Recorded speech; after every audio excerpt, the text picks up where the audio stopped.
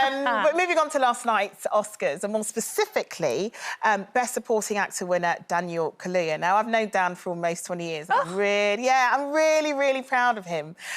He posted online last night that he's just a boy from an estate in London, and he's now an Oscar winner. And he is actually the first Black British actor to walk away with an Oscar gong, so I'm so happy. And he's also a bit of a resident joker, as he showed last night when he mentioned his parents in his acceptance speech.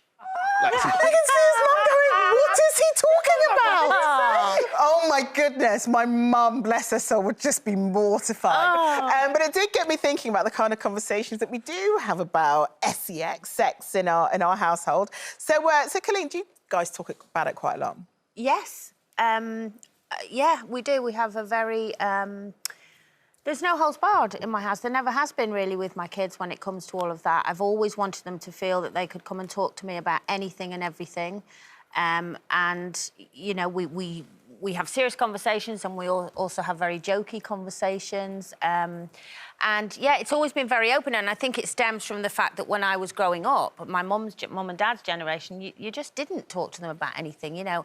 Anything I asked my mum, she'd go, you'll soon find out. You'll soon find out. You'll find out when you're older. What's it like having a baby? This is from a woman who's had 8, who still couldn't tell me what it was like to... She'd go, you'll soon find out. You know, so I remember as a kid growing up thinking, whenever my kids want to ask me any questions, I'm just going to answer the question, and it carries on today, yeah. You know. So, I mean, I laughed out loud when I saw his speech, and I thought it was brilliant, and I thought it was very true. Without his mum and dad, he wouldn't be here.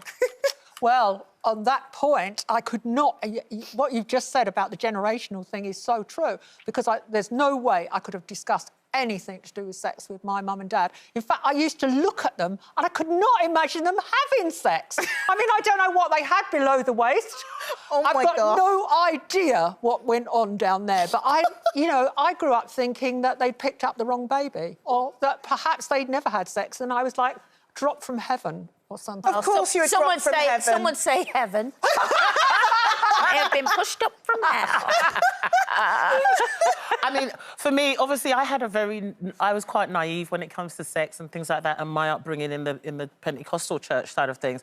And so I didn't ask the questions. But when the kids were younger, when they were teenagers, I wanted them to open up because I didn't have that back. But if I even just mentioned that word to either of them when they were younger, they'd cringe and, oh, Mum, don't ask me. Can you not? Can you not? So, you know, I'm thanking God that they're old enough to just know better now. And I can imagine it wasn't a conversation you'd have with your grandmother either, talking about sex. Definitely So not. do you not even talk about it now, like... No. They won't let me talk about it now because I don't think that they think that I have it, so, which I don't, but that's irrelevant. Oh, you really are digging yourself into a massive hole right now.